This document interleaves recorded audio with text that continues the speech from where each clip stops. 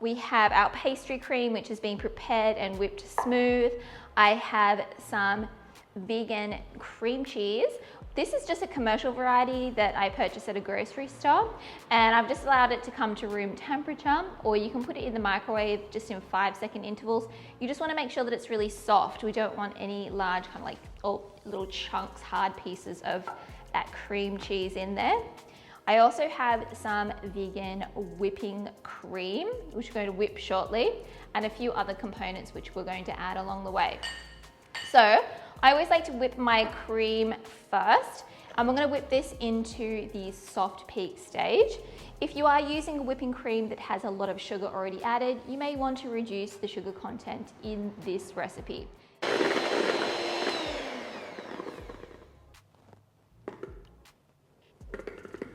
So as you can see, our peaks are just falling, so I'm happy with that consistency. We can set that aside for a moment.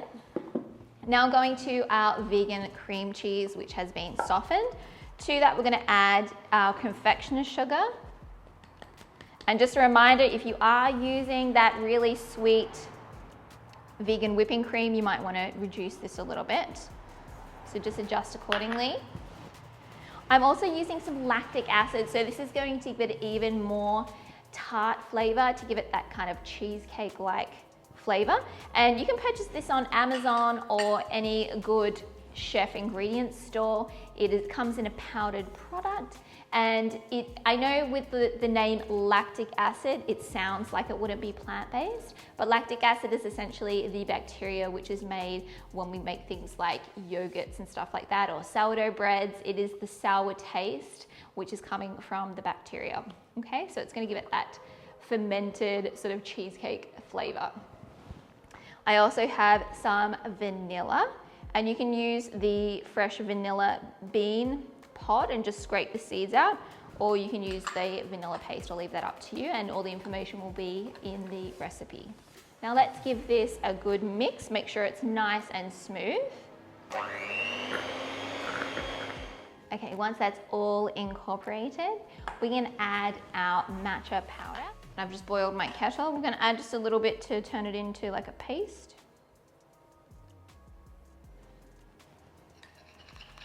It has a very grassy smell to it, very aromatic. And I'm really mixing it very well. I don't want lumps in there. It is also a good idea to sift the powder as well, just to kind of give it a helping hand. Let's get our paste inside. And let's beat this until it's incorporated.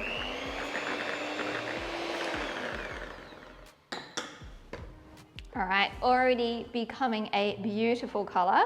I have here my pastry cream. It is already prepared and smoothed, so I'm gonna add that as well. And let's incorporate that. Now we just want to slowly incorporate that whipped cream. So I'm probably putting about 1/3 at a time, and we're just going to fold that through.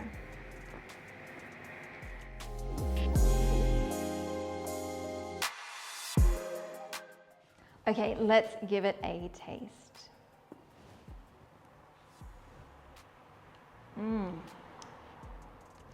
It definitely has that little bit of tartness from the lactic acid to give it that cheesecakey flavor, and then those grassy tones coming through from the matcha green tea powder. Wow, that's delicious.